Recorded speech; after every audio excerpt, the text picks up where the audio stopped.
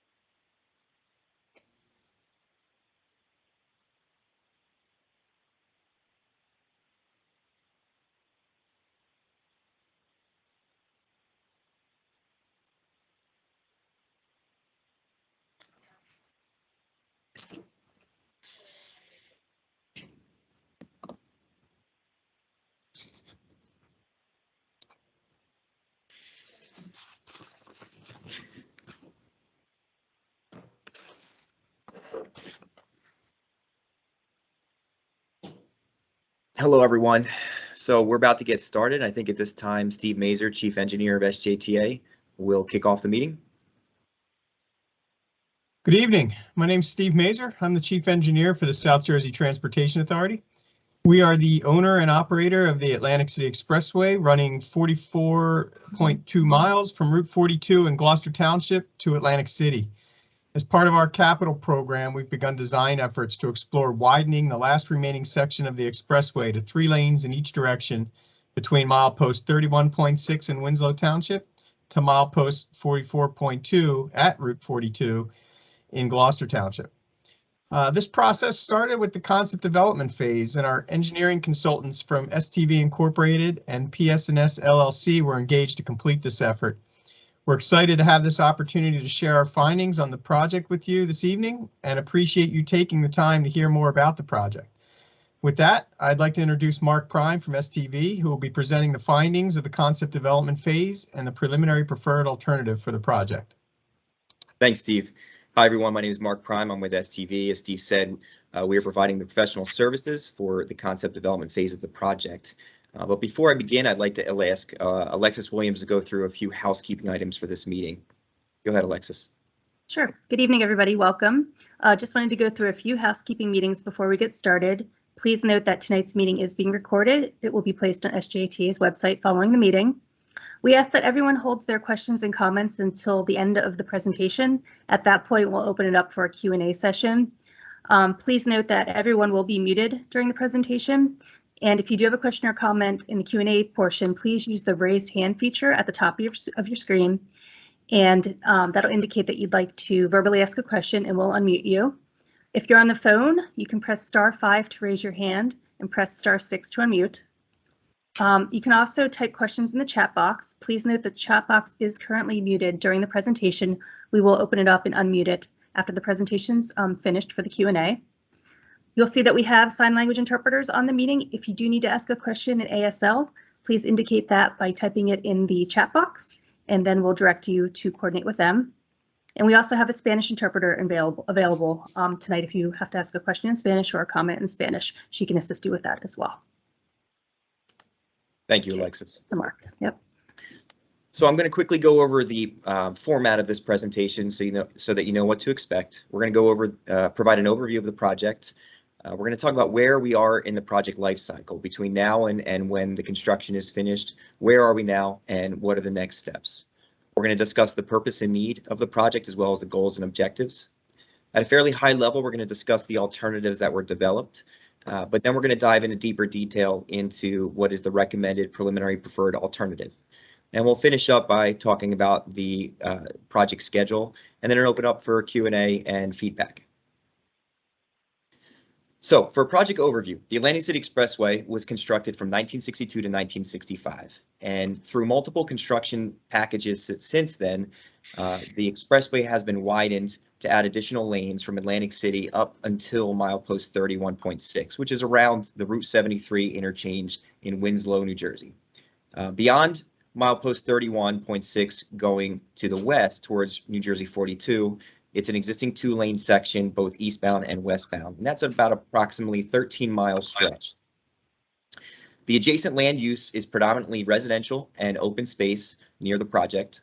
The eastern 5 miles of the project fall within the regulatory jurisdiction of the New Jersey Pinelands Commission, and the impacted structures are anticipated to include the New Jersey 42 bridge over Sicklerville Road, which is anticipated to be widened. The expressway over New Jersey 42 is anticipated to be reconstructed, and the expressway over the Egg Harbor River is anticipated to be reconstructed. So this shows the life cycle of the project and where we are now. In the green/olive box, that's where we are at the very beginning of the project. In this phase of conceptual development, in this phase, we are identifying alternatives. We are analyzing those alternatives and applying cost estimates and looking for any fatal flaws. And ultimately, we want to obtain local officials, public, stakeholder feedback and input during this phase. And then we will end with the preliminary preferred alternative and a conceptual development report. It is worth noting that we are at just the concept level. There, a lot of the nuts and bolts and details of the project will be figured out in later phases, which include preliminary engineering and final design. Final design will end with ultimately the construction bid documents that will be used for the contractors to build the job. This is the very early phases, and everything you see here represents that level of effort. This is a project location map. Again, at the bottom right of the red line on your screen is the Route 73 interchange with the expressway, and on the top left of your screen is where the Atlantic City Expressway meets New Jersey Route 42.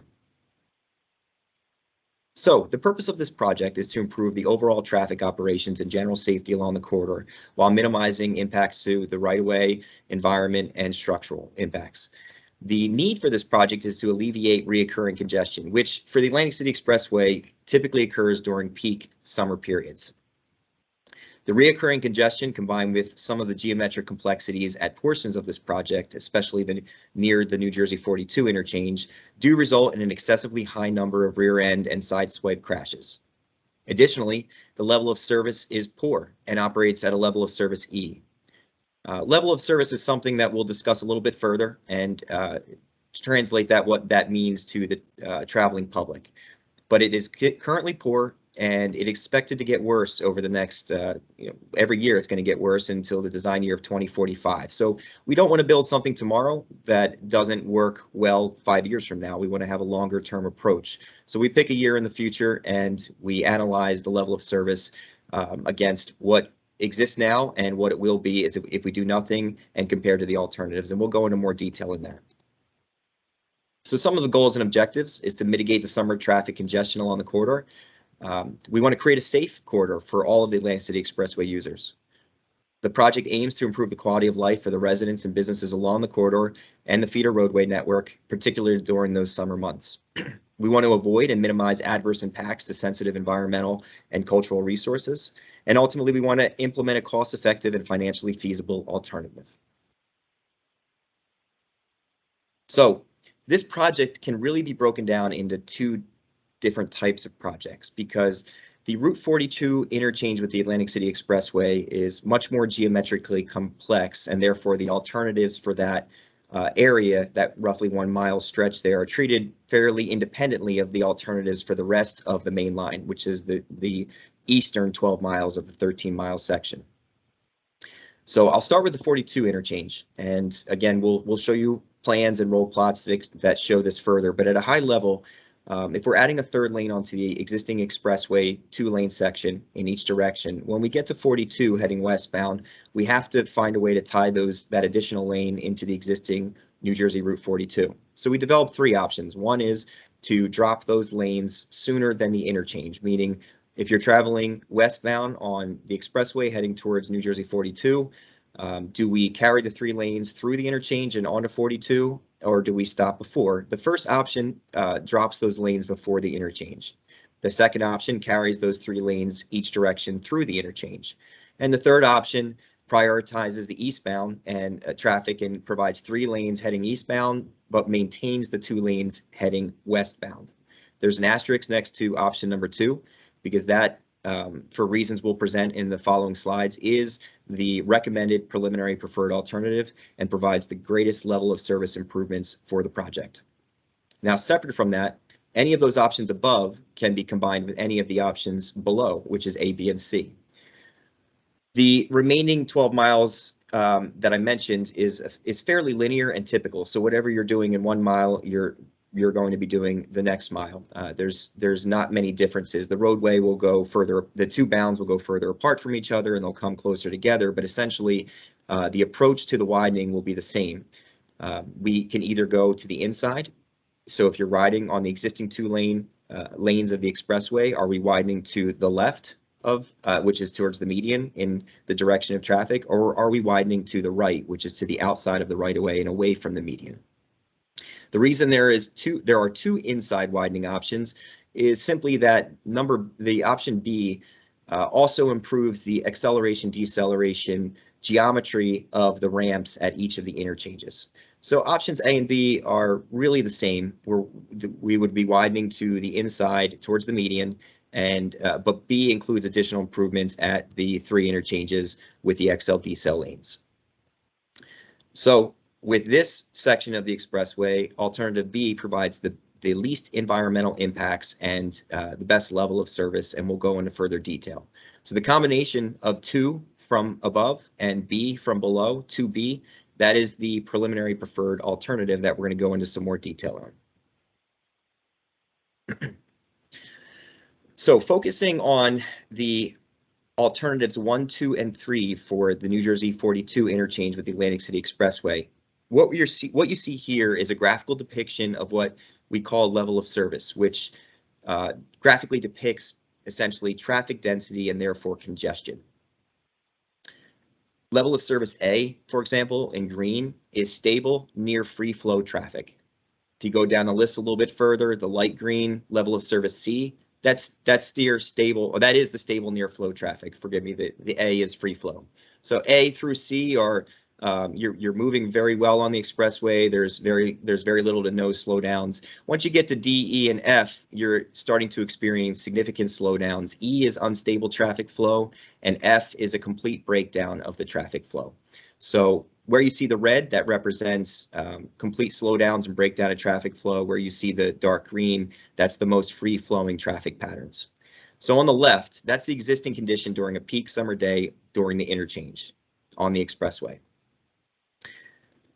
You can see that the main line is already at a level of service D, which is below stable. It's not free flowing, and portions of the expressway exhibit a level of service F in the existing condition as well.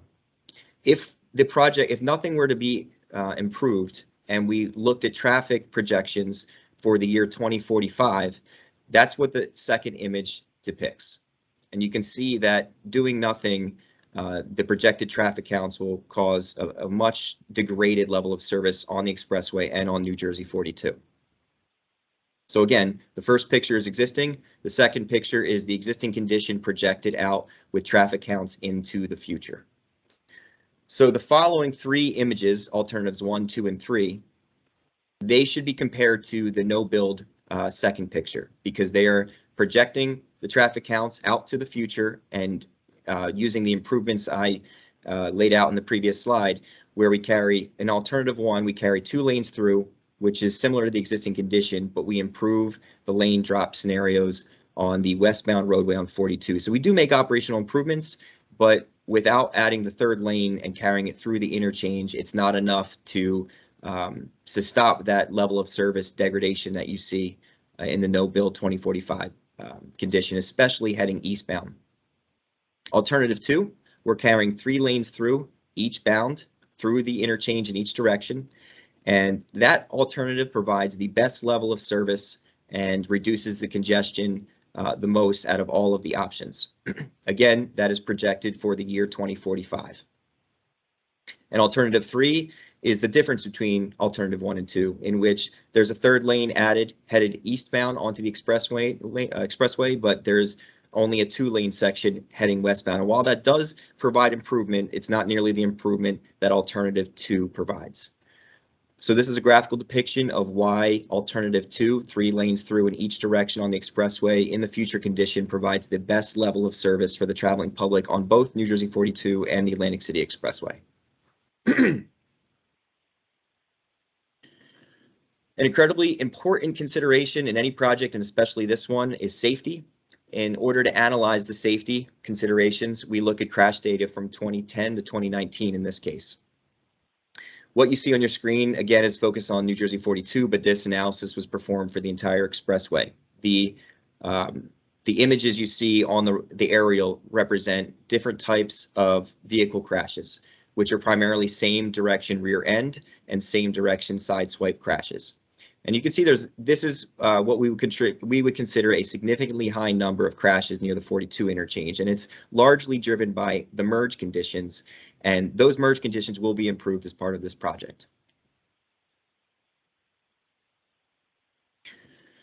So I'm going to stop here for one moment and I want to point out that these plans, I know that it's a little bit difficult to see at this scale in a presentation, but these plans are available on SJTA's website, and we have provided that link, and we'll provide it again at the end of this presentation. And we want to encourage everybody to click on the link to download the plans and to look at them in greater detail. But I will provide a high-level overview of the most important key aspects of the project at this scale. And again, we'll have a question and answer session at the end if you have any more detail. What we're looking at is one of the, I think, 6 or 7 roll plots we have. We're going to move from west to east along the corridor, starting at the New Jersey 42 interchange and to all the way to milepost 31 as we go through this. Couple things I'd like to point out, and I hope you can see my mouse here, but right here is where the New Jersey 42 goes underneath the Atlantic City Expressway. Currently, the vertical clearance of the expressway over that 42 roadway is substandard, and the horizontal sight distance is also substandard. So as you're coming around a curve, there is a pier immediately adjacent to the roadway, and it makes it difficult for the traveling public to see what's around that curve. So we want to provide more horizontal room for the traveling public to see what's around that curve, and we also want to provide the vertical clearance that's required. So to do that, we have to raise the roadway in this location, and in this area, that requires both vertical and horizontal profile adjustments, and that's pretty much to the extent that you see in yellow, which is right here, going to 42, and right to the right, going east as you head to the expressway. That's really the limits of the vertical profile adjustments. Beyond those points, we've tied back into the existing profile, and we'll get into more detail in that in a moment.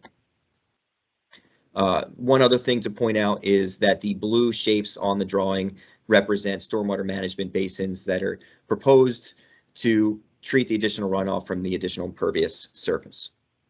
And down on the bottom right of every one of these roll plots, you'll see the proposed typical section showing the 3 lanes and the shoulders in each direction.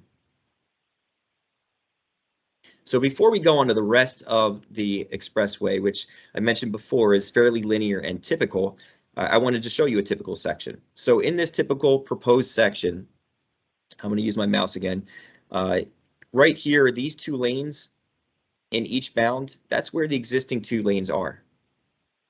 The proposed widening for the preliminary preferred alternative is to the inside. So the profile won't change. The existing 2 lanes and right shoulder, we are proposing that there would be a mill and pave operation to simply improve the riding surface, but there's no heavy reconstruction of that portion of the roadway, and this project is simply widening towards the inside shoulder. And that is the same case regardless of where the expressway separates and has a larger distance between it, or when it comes together to fit underneath the overpasses. The same typical section applies, and the widening is to the median, holding the existing profile.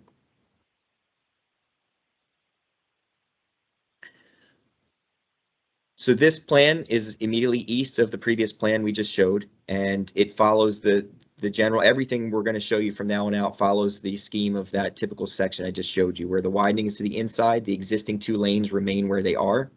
Stormwater management features are being provided both inside and outside where there's room.